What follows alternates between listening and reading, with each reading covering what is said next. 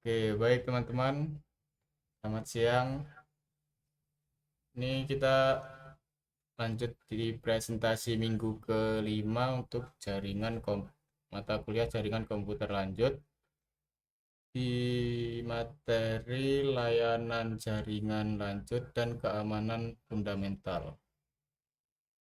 Untuk kelompok yang akan berpresentasi, silakan share screen.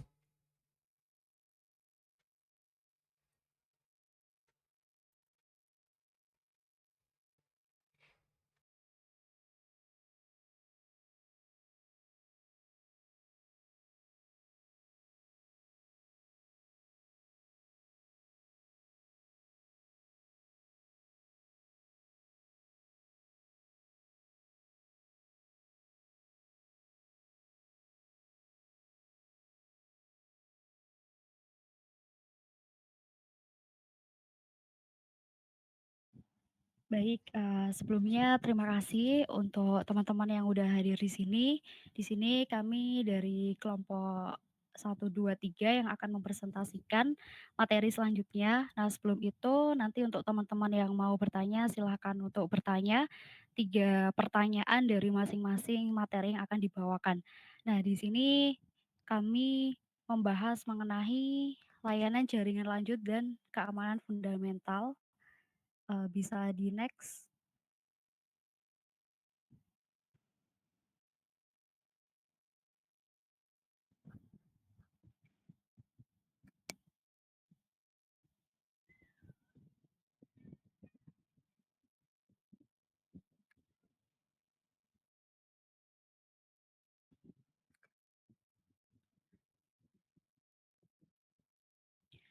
Oke, jadi untuk pembahasan yang pertama itu kita akan membahas mengenai konsep QoS dan tujuannya, ada matriks kinerjanya juga.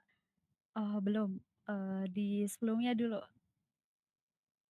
Nah, ya nanti ada juga classification-nya seperti apa, dan juga ada policing dan juga shaping dan lain-lain.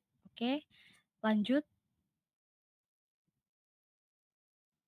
Oke, sebelum melanjutkan ke materi, izinkan kami dari kelompok 2 perkenalan terlebih dahulu. Di sini saya singkat saja langsung memperkenalkan semuanya. Yang pertama ada Galorastika Pratiwi dengan 3 digit NIM terakhir 001, dan yang kedua ada Divita Aulia Listianingsih dengan 3 digit NIM terakhir 002, dan yang ketiga ada saya Nelangi Safatia Zuativa dengan 3 digit NIM terakhir 003, dan yang terakhir dari kelompok 2 ada Abdul Bar Ainur Ridlo dengan 3 digit NIM terakhir 015. Oke, selanjutnya akan dibahas oleh masing-masing dari anggota kelompok 2. Silahkan.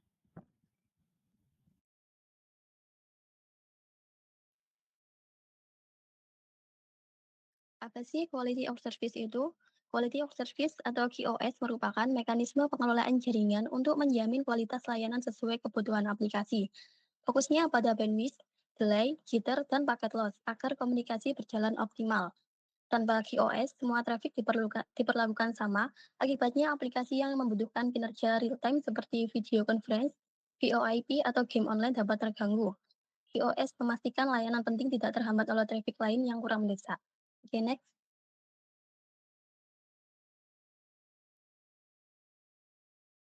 Tujuan utamanya yakni untuk memastikan semua aplikasi penting berjalan lancar, walaupun kondisi lalu lintas data sedang sibuk dengan jalur prioritas, layanan yang mendesak seperti ambulan tetap bisa sampai tepat waktu. Oke, next.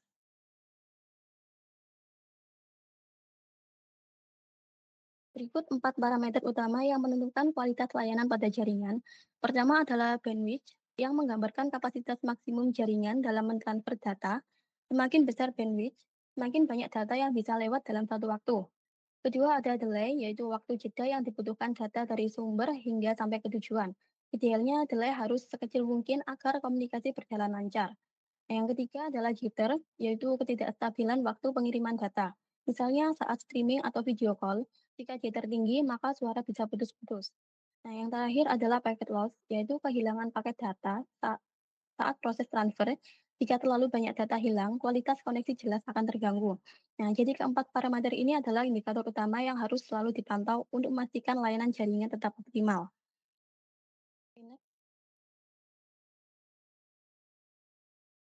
Selanjutnya kita masuk ke model bagaimana QoS dimonitor. Di sini ada 4 komponen utama, dimulai dari monitor objek, yaitu aliran paket data yang sedang kita amati seperti sumber, tujuan, port, atau protokol yang dipakai. Lalu ada monitor yang berfungsi mengumpulkan serta merekam traffic jaringan secara real time. Dari data monitor ini akan diteruskan ke tahap berikutnya. Tahap berikutnya ini adalah QoS monitoring, di mana sistem mengambil nilai dari parameter QoS tadi untuk dianalisis. Nah, hasil analisis ini akhirnya ditampilkan pada monitoring application, yaitu antarmuka yang digunakan admin jaringan. Dari sini admin bisa melihat apakah jaringan sehat atau ada masalah yang perlu segera ditangani. Dengan model monitoring ini, kita tidak hanya tahu bagaimana kondisi jaringan, tetapi juga bisa melakukan evaluasi atau perbaikan secara lebih cepat dan tepat. Oke, next. Analogi quality of service ini ibarat jalan tol dengan jalur prioritas. Tanpa jalur khusus, semua kendaraan macet bersama. Dengan jalur prioritas, layanan yang mendesak seperti ambulan tetap bisa sampai tepat waktu. Selanjutnya akan dijelaskan oleh rekan saya.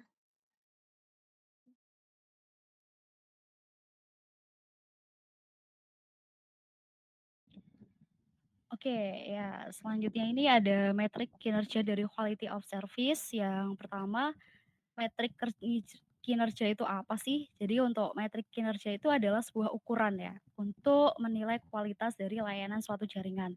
Contohnya apa? Ada bandwidth, ada latensi, ada jitter, dan juga ada packet loss. Nah, gunanya ini itu apa? Untuk memanajemen yang baik terkait dengan jaringan. Supaya apa? Supaya untuk prioritas mendapatkan sumber daya yang cukup itu seperti apa. Jadi terlihat gitu. Oke, bisa di next. Ya, selanjutnya ini dari bandwidth sendiri ya. Bandwidth itu mengacu pada jumlah maksimum. Ya, kalau teman-teman tahu di samping ini adalah sebuah frekuensinya ya. Jadi ada frekuensi di mana bandwidth itu mentransfer di antara dua titik dari jangka waktu tertentu. Jadi bandwidth itu punya kualitas sendiri gitu. Nah, dari QoS ini juga berperan penting dalam mengalokasikan banyaknya bandwidth untuk apa? Untuk aplikasi yang berprioritas tinggi, yang membutuhkan standar kinerja yang lebih ketat. Jadi ada standarnya, ada kualitas apa sih yang akan diberikan untuk sebuah jaringan itu. Contohnya apa? Contohnya adalah konferensi video atau pemrosesan dalam waktu yang nyata, dan waktu yang nyata itu bisa dibilang seperti real time gitu. Oke, lanjut.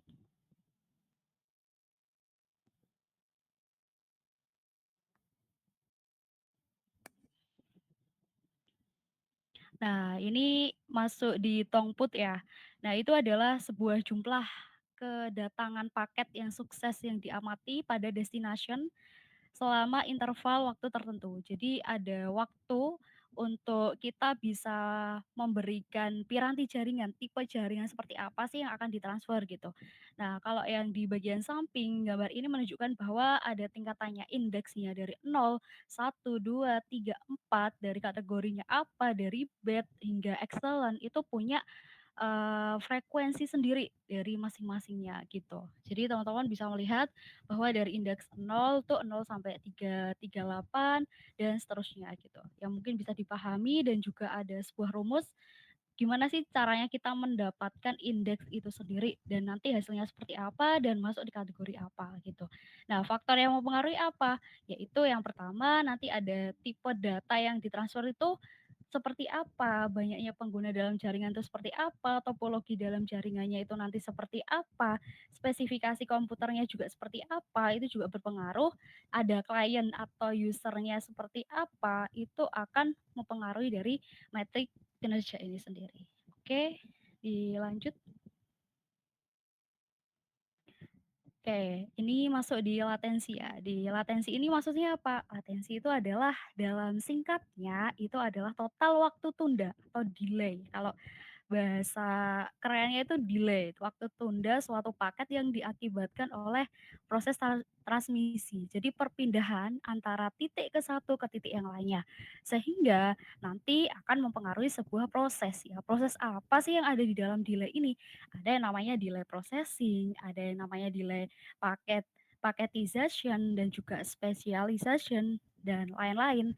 Nah, di sini kenapa harus ada delay-nya supaya nanti kita itu tahu dalam kategori latensi yang perfect atau yang tadi itu excellent. Jadi punya tingkatan sendiri-sendiri gitu. Oke, lanjut. Ya, yang tadi bahas soal latensi, sekarang jitter ya. Jitter ini adalah yang gambar pertama itu pasti udah nggak asing lagi ya, karena kita udah pernah praktek. Kalau dari teman-teman tahu jaringan komputer awal, yang pertama pakai Cisco. Jadi jitter itu adalah gangguan atau komunikasi digital maupun analog yang disebabkan oleh perubahan sinyal. Jadi sinyal itu akan diolah gitu di dalam jitter ini sendiri. Nah, adanya jitter ini dapat mengakibatkan hilangnya data, terutama pada pengiriman data dan kecepatan tinggi. Jadi perlulah adanya untuk mengukur parameternya, untuk ukuran variasinya, penundaannya itu nanti seperti apa, dan juga kita harus paham terhadap kategori jitternya, indeksnya itu apa yang tadi, kenapa kok dimulai dari 0 sedangkan nanti jitternya dimulai dari 1. Nah, kita harus tahu karena nanti itu untuk analisis sebuah jaringan supaya bisa memberikan kualitas terbaik, seperti itu. Oke, dilanjut. Ya, selanjutnya di paket loss. Ya, di paket loss itu bersama dengan yang indeks di bagian jitter ya. Jadi paket loss itu apa? Paket loss itu adalah parameter quality of service yang tetap masuk QoS ya, yang mengukur jumlah paket data yang hilang selama transmisi. Jadi masih berkorelasi dengan sebelumnya untuk sebuah kongesi atau kogesti jaringan terhadap kerusakan perangkat keras. Nah, kehilangan paket ini dapat menyebabkan penurunan kualitas jaringan. Jadi di dalam jaringan tuh harus ada namanya paket ya. Paket itu untuk misalkan mendeteksi sebuah hal yang sensitif seperti misalkan kita mau mengadakan streaming atau gaming. Nah, itu apa yang harus dilakukan seperti itu. Nah, ketika paket loss ini terjadi, pengguna mungkin bisa mengalami hal-hal. Contohnya seperti audio terputus, videonya itu nge-lag atau bahkan kegagalan koneksi. Jadi kalau teman-teman pernah mengalami sebuah kegagalan koneksi itu pasti ada hal yang berkaitan. Jadi nggak hanya soal, kondisi dari biasanya nyalahin WiFi gitu, atau nyalahin IndiHome gitu. Nah itu salah ya. Jadi yang disalahkan itu karena ya ada gangguan itu sendiri gitu. Makanya kita perlu untuk paham atau deep banget mendalami dari materi dari paket loss ini. Oke lanjut. Ya ini kalau gambarnya kurang jelas bisa di-zoom aja ya. Nah kurang lebihnya jadi untuk Intris QoS ini adalah salah satu jenisnya ya. Saya ambil dari intrinsik ini masih masuk ke dalam korelasi QoS. Aslinya ada 3, tapi ini yang lebih utama dan fokusnya itu untuk apa? Dari misalkan penyedia layanan tuh menggunakan dalam beroperasi dengan standar teknis yang telah ditetapkan itu seperti apa. Misalkan kita mau membuat sebuah, IP jaringan, jaringan mana yang sekiranya tepat untuk diadakan gitu. Kita mau pakai IP yang private atau IP yang publik. Nah, itu kita harus tahu tempatnya, penggunaannya seperti apa, itu akan diukur, seperti itu. Oke, lanjut. Ya, ini selanjutnya akan dibahas oleh teman saya yang masih berkorelasi. Silahkan. Oke, baik. Di sini saya akan menjelaskan terkait queuing atau antrian. Jadi queuing itu adalah sebuah mekanisme dalam quality of service yang berfungsi untuk mengatur antrian paket data ketika terjadi kepadatan di jaringan. Nah, contoh analoginya itu kayak kalian bayangkan sebuah jalan raya yang menyempit, di mana queuing itu bertindak seperti polisi lalu lintas yang mengatur mobil mana yang boleh lewat terlebih dahulu. Next.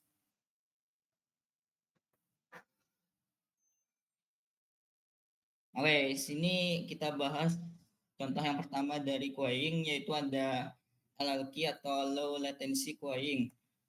Yang cara kerjanya itu membuat satu jalur prioritas khusus untuk lalu lintas sensitif seperti suara yang akan selalu dilayani terlebih dahulu. Lalu lintas yang lainnya seperti web, email itu akan diatur di jalur reguler. Nah, contohnya di kehidupan sehari-hari di kehidupan sehari-hari itu ada saat kalian sedang meeting online atau ya kayak gini, itu suara video itu harus lancar tanpa delay. Jadi yang diprioritaskan itu suara terlebih dahulu. Nah, kalau jaringannya itu sibuk karena ada kayak download film, LLQ akan memprioritaskan traffic video call supaya suaranya tidak putus-putus. Next.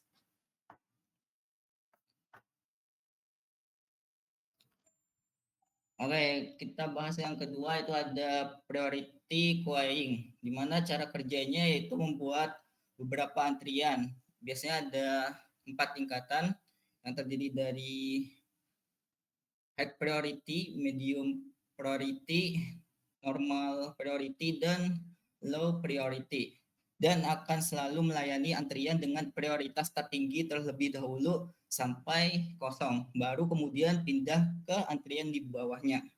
Nah, analoginya itu kayak antrian di bandara yang mana petugas akan selalu melayani penumpang first class yang itu punya prioritas tinggi sampai selesai, sampai habis. Baru setelah itu melayani penumpang business class yaitu prioritas medium dan seterusnya. Next. Kemudian contoh yang ketiga itu ada class based wayfare queuing, yang mana metode ini tidak memberikan prioritas mutlak, melainkan menjamin alokasi bandwidth untuk setiap kelas lalu lintas yang didefinisikan. Cara kerjanya sebagai administrator jaringan, mendefinisikan kelas-kelas lalu lintas kayak kelas web, kelas email, dan kelas untuk transfer file. Kemudian mengalokasikan presentasi bandwidth minimum untuk setiap kelas tersebut. Misalnya kelas web itu dijamin 30%, email 20%, dan seterusnya. Next.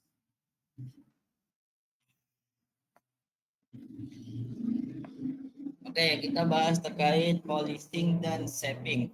Nah, tujuannya itu sama, untuk membatasi laju atau kecepatan lalu lintas. Nah, cara kerjanya kalau policing itu biasanya akan langsung membuang atau dia akan ngedrop out paket yang melebihi batas kecepatan. Analoginya itu kayak penjaga pintu yang langsung menolak siapapun yang datang setelah kapasitas ruangan penuh.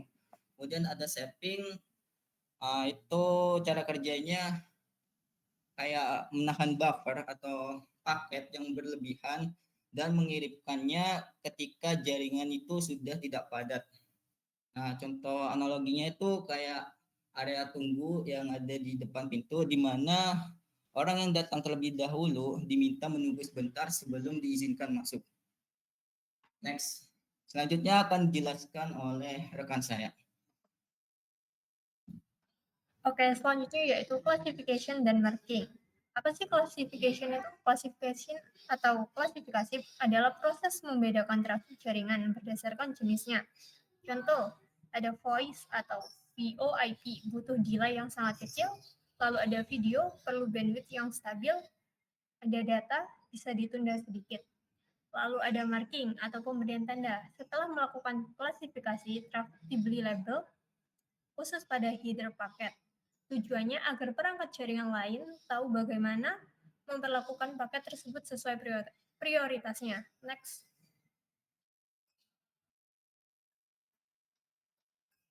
Selanjutnya yaitu ada DSCP atau Different Service Code Point. Adalah 6 bit file pada header IP yang digunakan untuk memberi tanda pada trafik. Dengan tanda ini, router atau switch dapat membedakan paket dan menentukan prioritasnya. Fungsi utamanya yaitu 1. Memberi identitas kelas layanan. Yang kedua, mendukung penerapan QoS. Yang ketiga, mengatur prioritas bandwidth dan penanganan paket saat jaringan sibuk.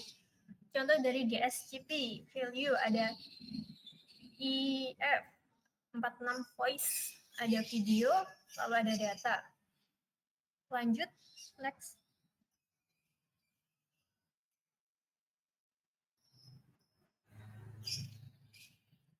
Apa sih peran DSCP dalam QoS? Bagaimana marking dipakai router atau switch? Pertama, router membaca tanda di SCP pada paket. Yang kedua, paket ditempatkan pada antrian sesuai prioritas. Yang ketiga, jika jaringan sibuk, paket prioritas tinggi tetap diproses lebih dulu. Jenis antriannya itu ada 3, ada priority queue, ada assurance queue, ada batch effort. Hasilnya yaitu ada QAS tercapai, voice dan video tetap lancar meski jaringan padat. Next.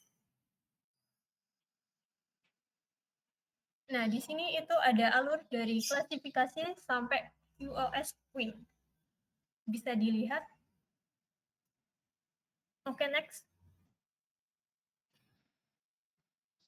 Oke, selanjutnya pembahasan materi yang kedua akan dijelaskan oleh teman saya.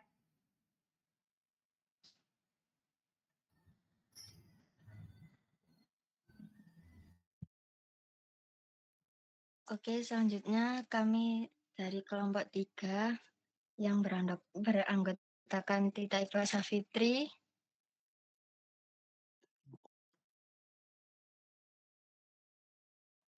Mahbubi, Wimpi, dan Ahmad Marwan Taufik. Oke, next.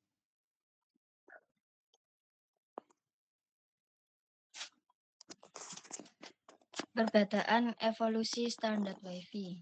Yang pertama ada IEEE 802.11b sejak 1999, kecepatan hingga 11 Mbps, frekuensi 2,5 GHz, kapasitas cukup rendah, rentan gangguan karena berbagai frekuensi dengan Microsoft, microwave, dan Bluetooth. Contoh penggunaan di kehidupan sehari-harinya, rumah tangga awal biasanya dipakai untuk akses internet dasar seperti browsing, email, chatting di Yahoo Messenger. Lalu ada kafe atau restoran, banyak warung kopi atau kafe tahun 2000-an mulai menyediakan WiFi publik untuk pelanggan. Lalu ada perangkat lawas, yaitu PDA dan handline game awal. Lalu ada IEEE 802.11a,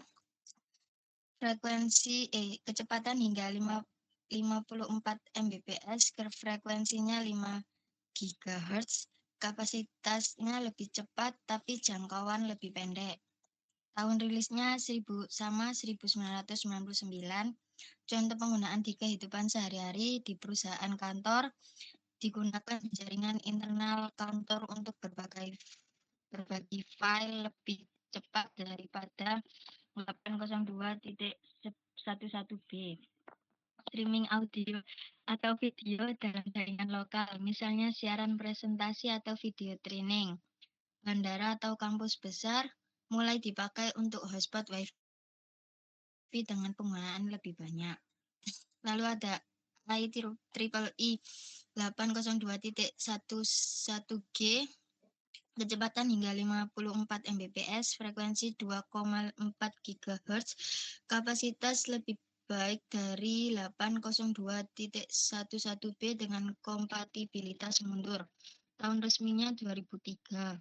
Contoh penggunaan di kehidupan sehari-hari ada rumah tangga, cocok untuk internet broadband awal 1-5 Mbps, bisa digunakan untuk download musik, streaming video YouTube awal. Warnet, mayoritas warnet tahun 2000-an pakai standar ini untuk koneksi wireless antar komputer. Ponsel awal dengan WiFi, mulai muncul smartphone yang bisa akses internet via WiFi, misal Nokia atau BlackBerry. IEEE 802.11n, kecepatan 600 Mbps, frekuensi 2,4 GHz dan 5,5 GHz, dual band. Kapasitas mendukung banyak perangkat lebih stabil. Tahun resminya rilis 2009. Streaming film HD, menonton film via Netflix atau YouTube sudah tanpa buffering. Game online, PC gaming mulai pakai WiFi untuk bermain online lebih stabil. Sekolah dan kampus banyak dipasang untuk akses WiFi universal di perpustakaan kelas dan asrama. Smartphone dan tablet Android atau iPhone awal mendukung Wi-Fi untuk browsing cepat. Printer dan kamera Wi-Fi mulai populer untuk cetak nirkabel dan transfer foto langsung. Selanjutnya ada IEEE 802.11 AC. Kecepatan hingga 3,5 GB. Frekuensi hanya 5 GHz. Kapasitas sangat tinggi mendukung banyak perangkat secara bersamaan. Tahun resmi rilis 2014. Contoh penggunaan di kehidupan sehari-hari: YouTube, Disney Plus, Smart TV, dan home theater untuk nonton film kualitas tinggi tanpa kabel. Gaming modern seperti PS5, PC gaming butuh Wi-Fi 5 untuk multiplayer tanpa lag. Lalu ada cloud computing, akses Google Drive, Dropbox, OneDrive jadi lebih lancar. Sudah ada smart home, mulai muncul perangkat LOT seperti kamera CCTV, Wi-Fi, smart speaker. Lalu ada terakhir IEEE 802.11ax, kecepatan hingga 9,6 GB, frekuensi 2,4 GHz dan 5 GHz. Wi-Fi 6E juga mendukung 6 GHz. Kapasitas sangat cocok untuk area padat seperti stadion, bandara, dan kampus. Tahun resmi rilis 2019. Contoh penggunaan di kehidupan sehari-hari: lingkungan padat seperti stadion, mall, skala besar, bandara. Perangkat aktif sekaligus tanpa koneksi drop. Smart home canggih, IoT seperti lampu pintar, AC pintar, CCTV, sensor rumah terhubung secara stabil. Video conference, Zoom, Microsoft Teams, Google Meet dengan kualitas tinggi tanpa putus-putus. Gaming online generasi terbaru, Xbox Series X, PC gaming e-sport dengan lens rendah. Lalu rumah modern bisa menampung banyak perangkat sekaligus seperti HP, laptop, tablet, TV pintar, CCTV, dan smart appliance. Next.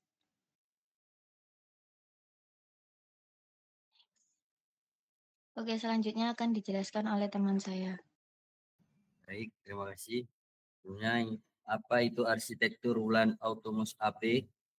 Arsitektur WLAN Autonomous AP adalah model jaringan NIC kabel yang menggunakan titik akses AP mandiri yang beroperasi secara independen tanpa memerlukan pengontrolan WLAN pusat. Setiap AP memiliki kemampuan penuh untuk mengelola semua fungsi jaringan NIC kabelnya sendiri, termasuk manajemen, kendali, dan bidang data. Bisa di next. Nah, bagaimana cara kerjanya AP standalone? Yang pertama yakni koneksi fisik. AP disambungkan ke router, hub atau switch melalui kabel internet untuk mendapatkan koneksi internet dan data dari jaringan kabel. Proses yang kedua yakni pembuatan sinyal Wi-Fi. Setelah terhubung, AP mengubah sinyal dari jaringan kabel menjadi sinyal nirkabel Wi-Fi menggunakan frekuensi radio. Proses yang ketiga yakni pendistribusian sinyal. AP memancarkan sinyal Wi-Fi ke seluruh area cakupannya, memungkinkan peringkat nirkabel seperti ponsel dan laptop untuk mendeteksi dan terhubung ke jaringan. Proses yang keempat yakni pengelolaan aliran data. Setelah perangkat terhubung, AP mengatur aliran data antara perangkat nirkabel dan jaringan kabel. AP menerima permintaan data dari perangkat nirkabel, meneruskannya ke router melalui kabel Ethernet dan mengirimkan kembali data yang diterima ke perangkat tersebut. Next.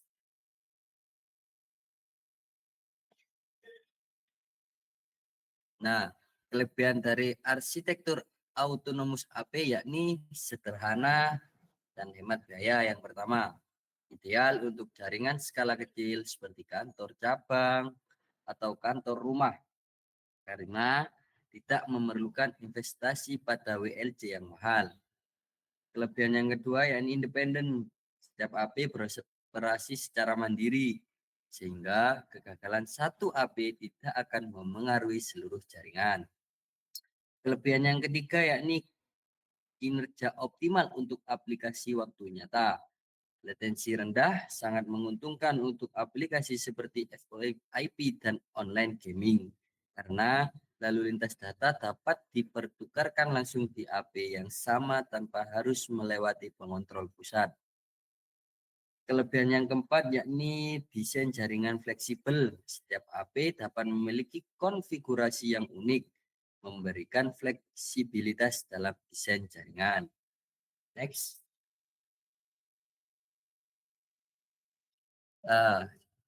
Setelah kelebihan atau kekurangannya arsitektur autonomous AP yakni yang pertama, sulit diskalakan. Saat jumlah AP bertambah, mengelola setiap perangkat secara manual akan menjadi rumit dan memakan waktu. Ini menjadi tantangan besar dalam lingkungan yang besar. Kekurangan yang kedua yakni kurangnya manajemen terpusat. Tidak adanya WLC membuat manajemen jaringan menjadi tidak efisien. Pembaruan konfigurasi atau firmware harus dilakukan satu persatu. Kekurangan yang ketiga yakni fungsi lanjutan terbatas.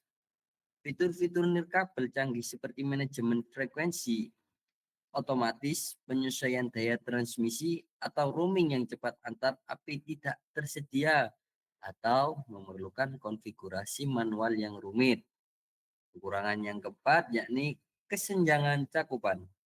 Jika sebuah AP mengalami kegagalan, area yang dicakupnya akan menjadi titik mati dan tidak dapat dipulihkan secara otomatis oleh AP di sekitarnya. Oke, next. Nah, selanjutnya akan dijelaskan oleh rekan saya.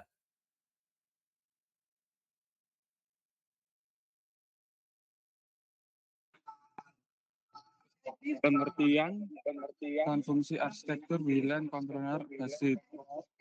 Pengertian arsitektur WLAN control basis adalah model jaringan nirkabel di mana semua akses point tidak bekerja secara mandiri, melainkan dikendalikan secara terpusat oleh perangkat yang disebut wireless LAN controller. Fungsinya itu adalah manajemen terpusat mengatur semua dari satu WLS, provisioningnya access point otomatis dikendalikan tanpa konfigurasi manual. Roaming mulus, koneksi tetap stabil saat pindah antara access point. Keamanan, autentikasi, enkripsi, dan kontrol akses. Load balancing, membagi beban trafik antara access point. Monitoring troubleshooting, memantau performa dan mendeteksi masalah. Skalabilitas, mudah menambah banyak access point baru. Next.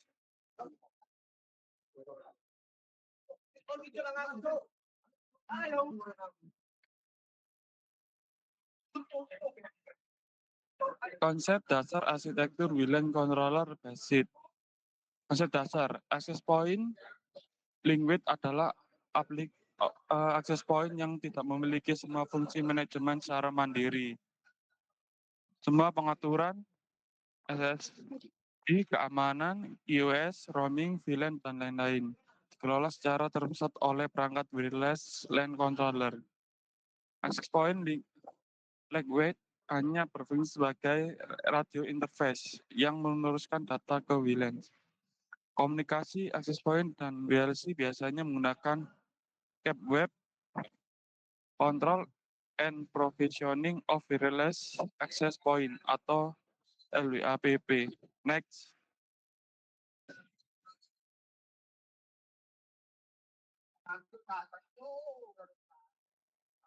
Next, Kak.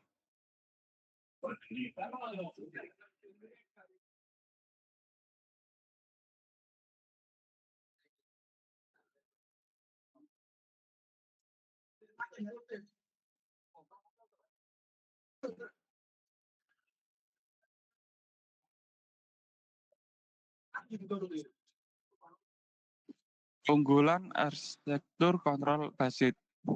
Keunggulan, manajemen terpusat, seluruh konfigurasi access point, SSID,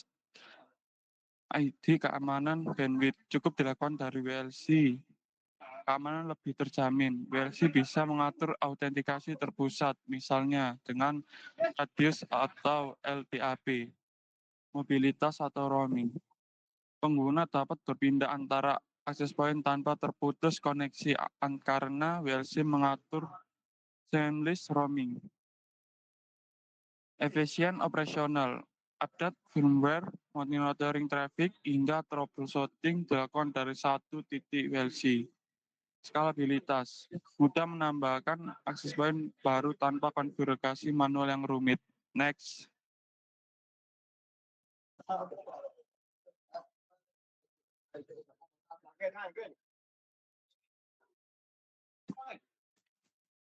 Contoh implementasi.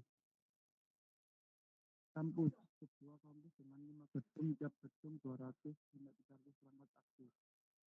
Dua, menggunakan WLC di pusat data untuk mengatur 50 sampai 100 poin tersebar di seluruh gedung. Tiga, mahasiswa bisa roaming antara gedung tanpa kehilangan koneksi. Contoh untuk perusahaan implementasi. Satu, perusahaan dengan banyak lantai di satu gedung kantor. Dua, semua akses point di tiap lantai dikelola oleh satu WLC di ruang server. Tiga, admin IT bisa memantau siapa yang terkoneksi, bandwidth yang digunakan, dan mengatur akses berdasarkan departemen. Next.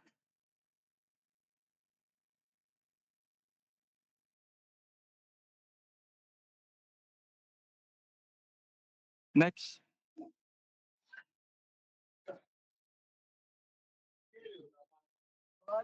Baik, untuk materi selanjutnya dilanjutkan oleh teman saya.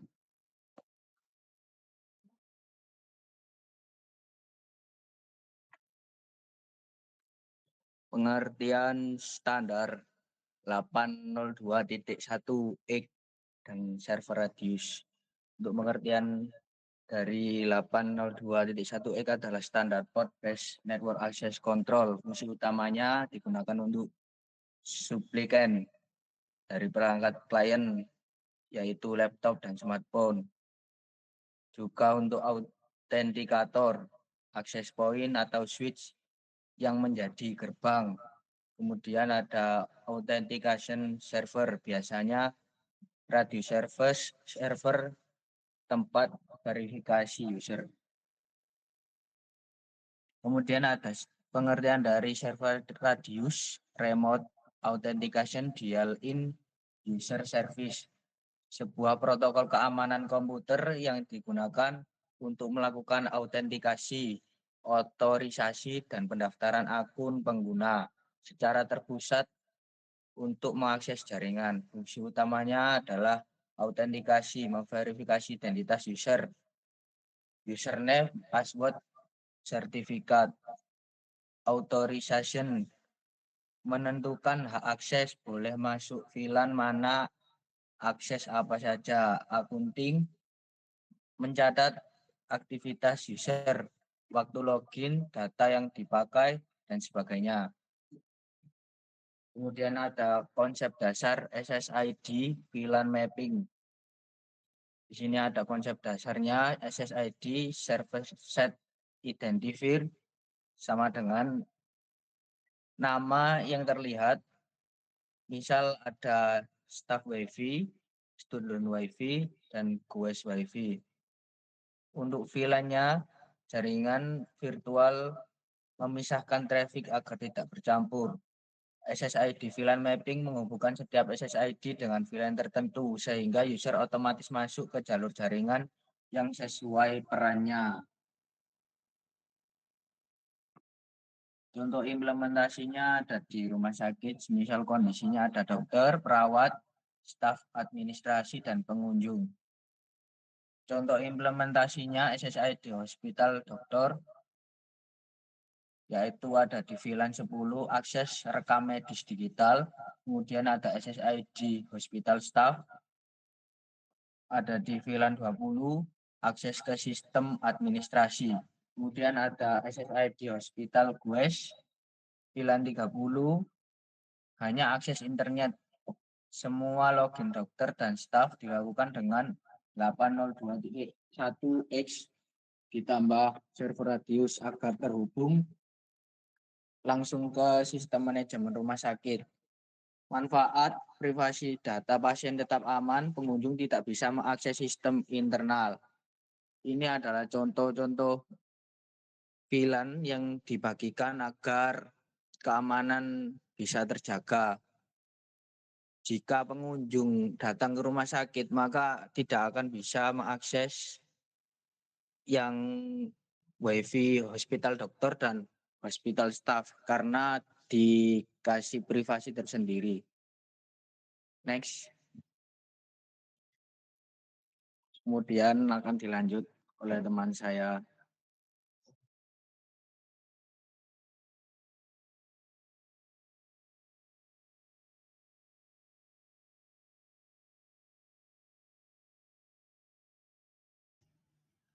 Kemudian pembahasan yang terakhir yaitu ada defense in depth, firewall, dan VPN.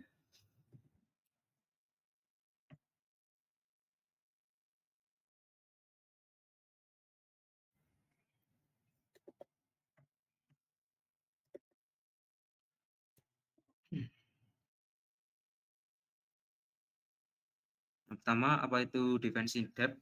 Defense in depth merupakan strategi keamanan yang menggunakan berbagai lapisan perlindungan untuk melindungi sistem dan data.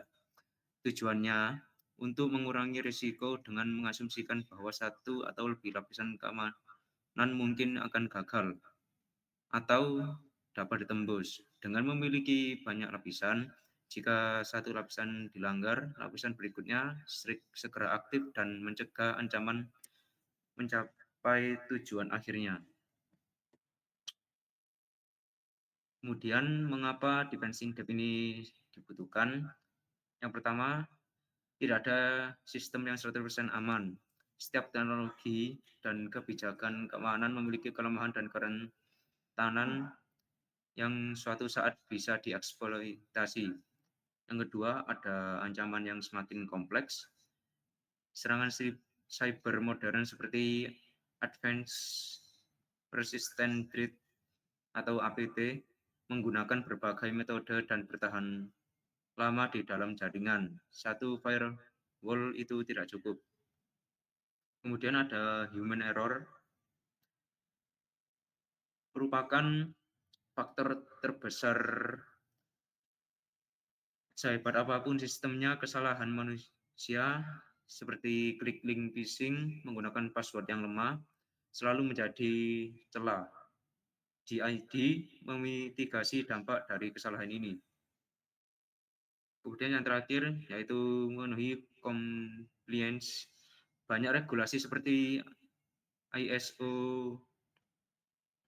27001 NIS itu menganjurkan atau mewajibkan pendekatan keamanan yang berlapis. Berikut ini lapisan-lapisan dari defense in depth. Yang pertama ada procedures dan awareness.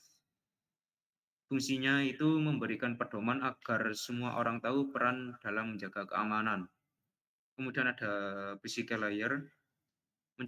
Fungsinya itu mencegah orang asing untuk langsung ke perangkat atau server. Lapisan ketiga itu ada perimeter layer. Fungsinya mengatur siapa yang boleh masuk ke jaringan organisasi. Yang keempat ada internal network. Fungsinya mengawasi, mendeteksi, dan menenkripsi komunikasi internal. Yang kelima ada host layer, melindungi OS dan aplikasi dari malware atau bug. Yang keenam ada application layer, fungsinya mengontrol autentikasi, izin, akses, dan mencegah penyalahgunaan aplikasi. Yang terakhir yaitu data layer, menjaga agar data tetap rahasia, utuh, dan hanya bisa diakses pihak berwenang. Nah, bagaimana jika salah satu lapisan ini gagal, misalnya password? Konsep ini membangun benteng pertahanan yang terdiri dari banyak pintu. Misalnya, jika seseorang penyerang berhasil mendapatkan password seorang karyawan, mereka masih harus menghadapi lapisan berikutnya, seperti firewall yang membatasi akses mereka hanya ke bagian tertentu dari jaringan. Kemudian ada enkripsi pada data yang membuat informasi penting tidak bisa dibaca meskipun berhasil diakses. Kemudian ada sistem monitoring yang akan mendeteksi aktivitas mencurigakan mereka dan mengingatkan admin untuk segera merespon. Dengan demikian, satu kegagalan tidak langsung menyebabkan bencana total karena masih ada hambatan lain yang melindungi aset. Selanjutnya akan dilanjutkan oleh rekan saya.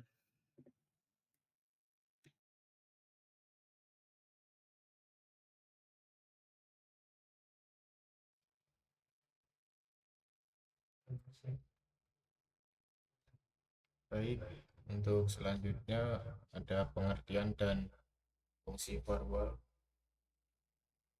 Firewall sendiri adalah sistem keamanan jaringan yang berfungsi sebagai gerbang pengawas yang memutuskan apakah suatu traffic data boleh masuk atau keluar berdasarkan aturan atau rules. Firewall bisa berupa perangkat keras atau perangkat lunak. Fungsi utama untuk menyaring traffic berdasarkan IP, port, dan protokol. Untuk fungsi yang kedua, mencegah akses ilegal atau serangan dari luar. Yang ketiga, mencatat aktivitas jaringan logging untuk analisis keamanan. Yang keempat, membatasi akses hanya untuk user atau aplikasi tertentu. Next.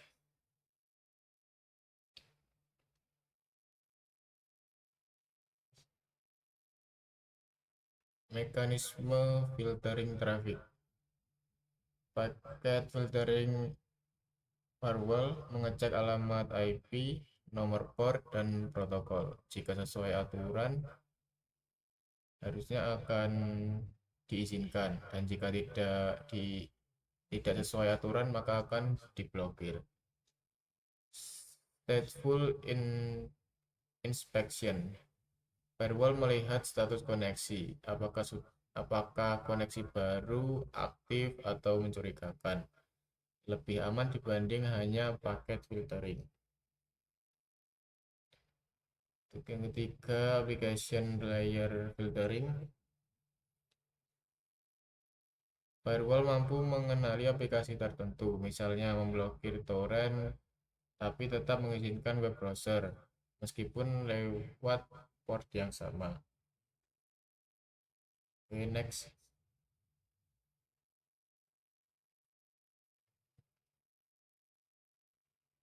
Firewall tradisional. Definisi firewall tradisional bekerja pada layar jaringan dan transport. Fungsinya berfokus pada filter standar, yaitu IP, port, dan protokol. Untuk kelebihannya sendiri sederhana, cepat, dan efektif untuk kebutuhan dasar. Keterbatasannya tidak bisa mengenali aplikasi dan sulit menghadapi ancaman modern yang sering menyamarkan traffic, contohnya Iptables di Linux atau pfSense. Okay, next.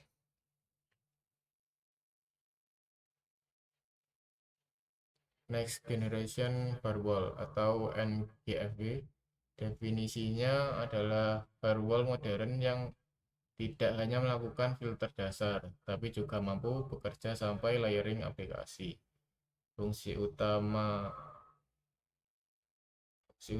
identifikasi aplikasi dan user meskipun menggunakan port yang sama.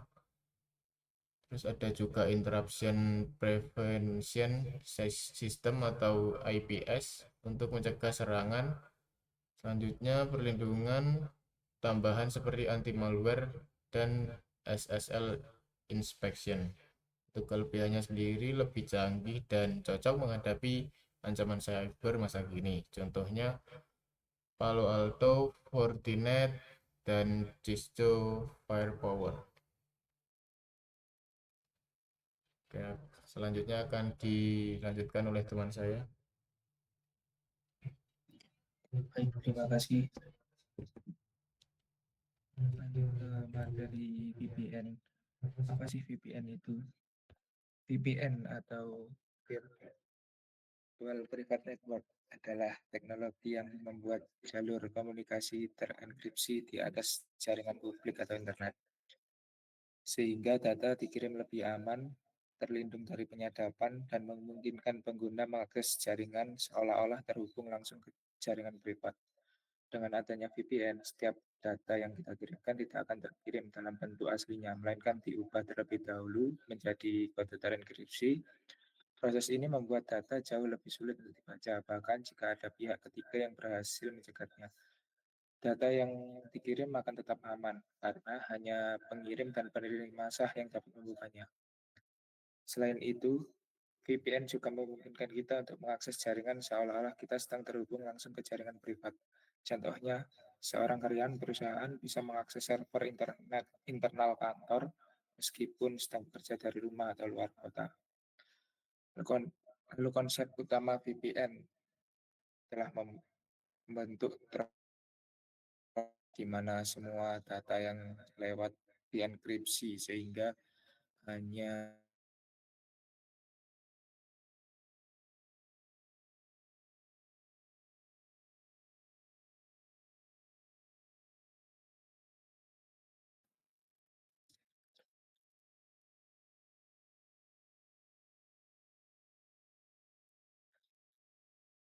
lalu manfaat VPN meningkatkan keamanan data terenkripsi sehingga lebih sulit disadap. Untuk manfaat pertama dari penggunaan VPN ini adalah meningkatkan keamanan di nomor rekening atau informasi pribadi bisa saja disadap oleh pihak yang tidak bertanggung jawab, terutama ketika kita menggunakan jaringan publik seperti WiFi di kafe, bandara, atau tempat umum lainnya. Lalu untuk manfaat kedua adalah kemampuan VPN untuk memberi akses jarak jauh. Fitur ini sangat penting, terutama bagi perusahaan yang memiliki karyawan bekerja dari luar kantor atau dari rumah. Dengan VPN, karyawan tetap bisa mengakses jaringan internal perusahaan dengan aman, meskipun mereka tidak berada di lokasi fisik kantor. Lalu untuk manfaat yang ketiga, yang tidak kalah penting adalah menjaga privasi dan kerahasiaan data pengguna. Saat kita terhubung ke internet tanpa VPN, alamat IP asli kita bisa terlihat dengan mudah. Alamat IP ini ibarat alamat rumah digital kita yang bisa digunakan untuk melacak lokasi dan aktivitas online kita. Next.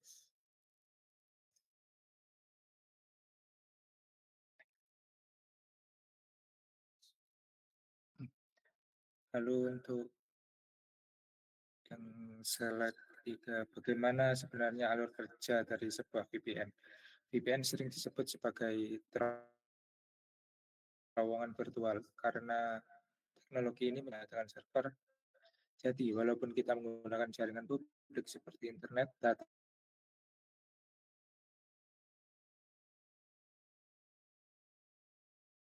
tetap terlindungi.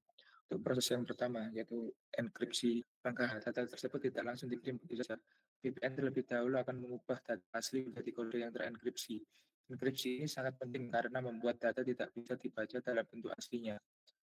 Misalnya, jika kita mengirimkan paspor atau informasi penting, tanpa enkripsi data itu bisa dengan mudah dilihat oleh pihak yang menyadap.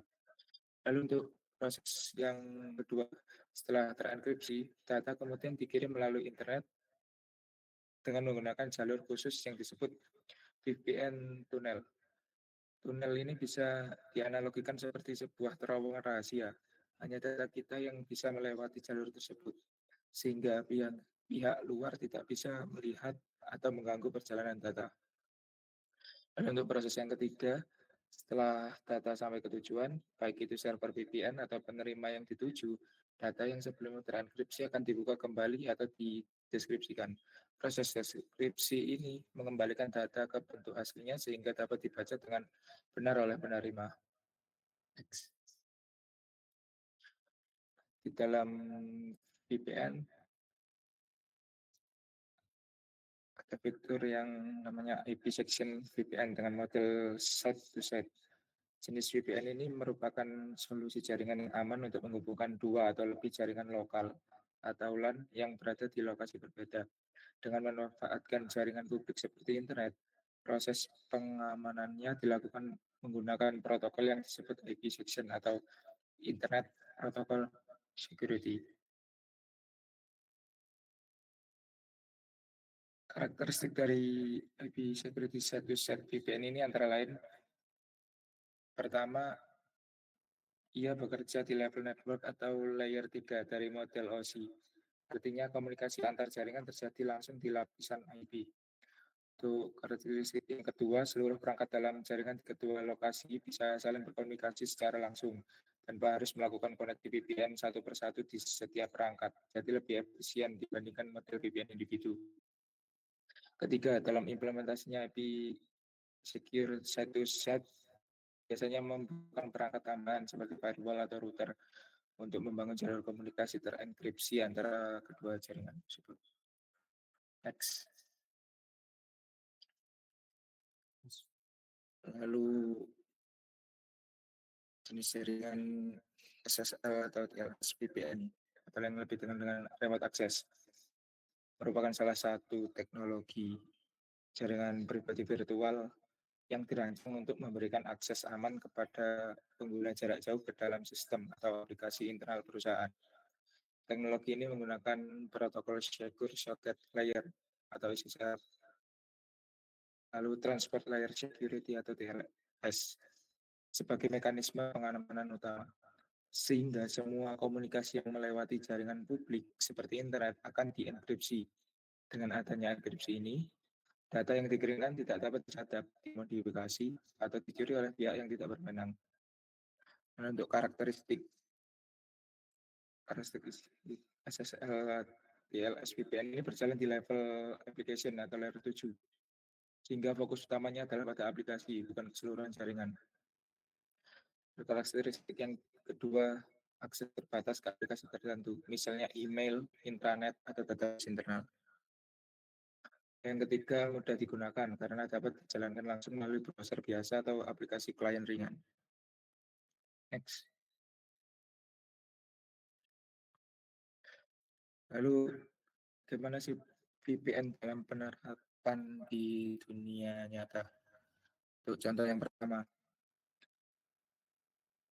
adalah sebuah perusahaan besar, sebut saja perusahaan X, yang memiliki kantor pusat di Jakarta dan cabang di Surabaya. Tantangan yang mereka hadapi adalah bagaimana cara agar kedua kantor ini tetap bisa terhubung dengan aman, seolah-olah berada dalam satu jaringan lokal. Solusinya adalah dengan menggunakan IP Secure VPN set to set. Melalui VPN ini, jaringan di kantor pusat dan jaringan di cabang dihubungkan lewat internet dengan jalur terenkripsi. Dengan begitu, aplikasi penting perusahaan seperti ERP atau Enterprise Resource Planning atau aplikasi internal lainnya bisa diakses baik dari Jakarta maupun Surabaya tanpa perbedaan. Lalu untuk contoh yang kedua dalam penerapan dalam dunia nyata berkaitan dengan kebutuhan kerja jarak jauh atau work from home yang semakin banyak diterapkan di era digital. Seorang karyawan yang sedang bekerja dari rumah tetap membutuhkan akses ke aplikasi internal kantor, misalnya email, portal intranet, atau database internal.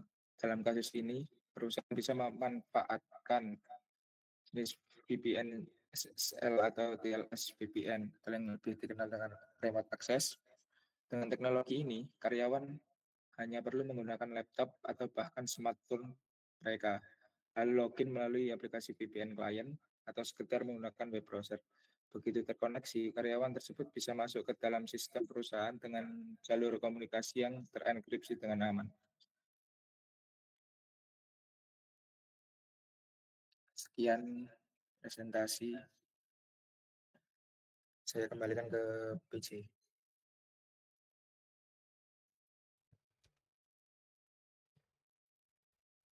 Oke, untuk sekarang akan dibuka sesi pertanyaan dan diskusi.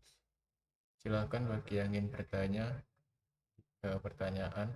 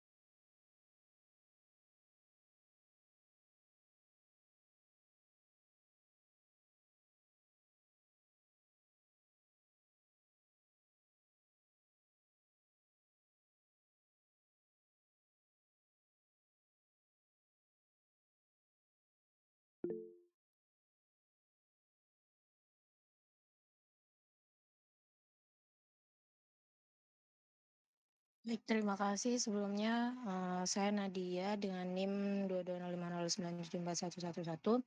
Izin bertanya, tadi kan udah dijelaskan tentang VPN, kelebihan VPN sama kegunaan VPN. Nah, kalau kita gunain VPN buat mengamankan data ini, kira-kira resiko dan kelemahan yang muncul kalau kita gunain VPN itu ada apa aja?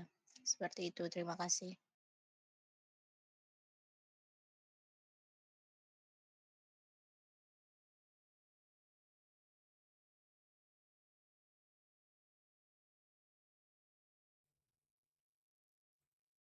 Baik, silakan yang ingin bertanya lagi.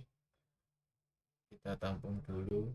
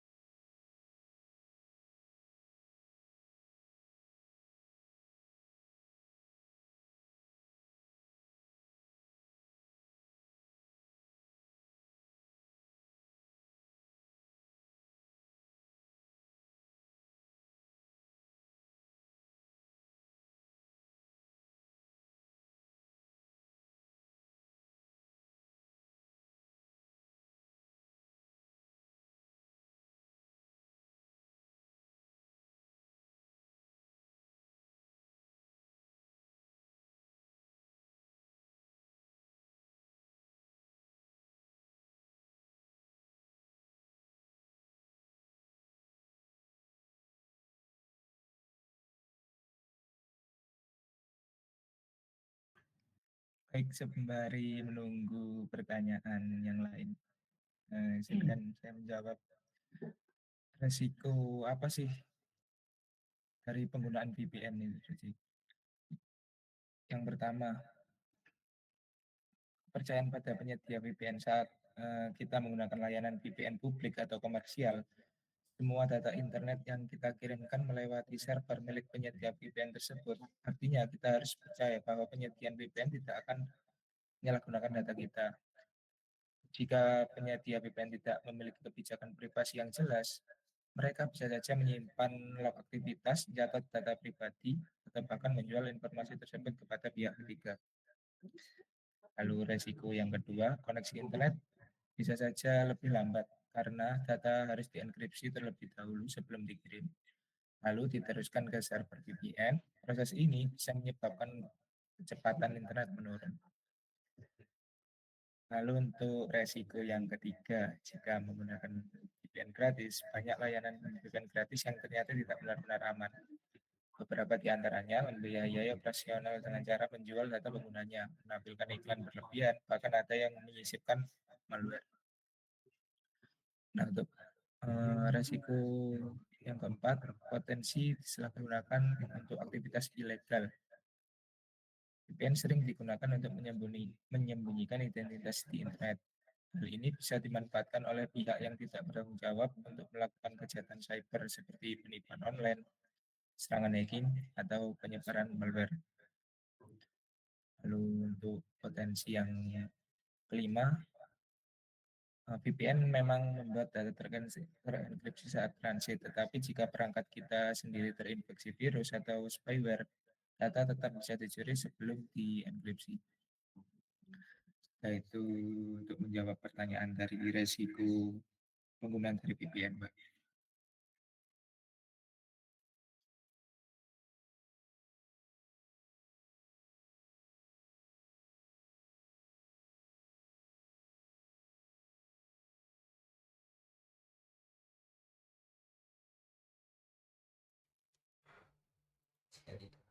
Baik, pertanyaan selanjutnya ada atau tidak ya?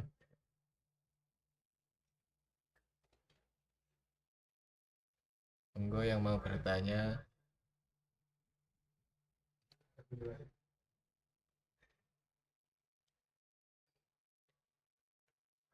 Ditunggu sampai 2.20 ya.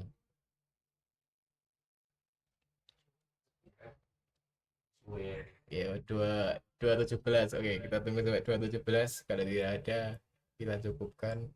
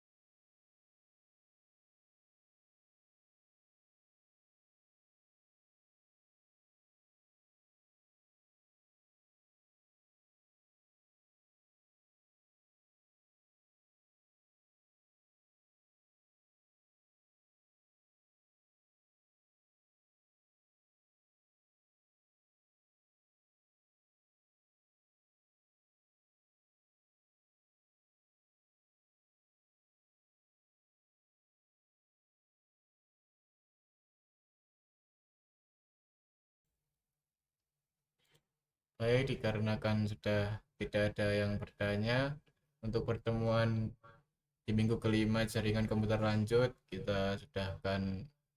Terima kasih untuk semuanya, teman-teman yang sudah join. Diperbolehkan untuk meninggalkan Google Meet. Silakan.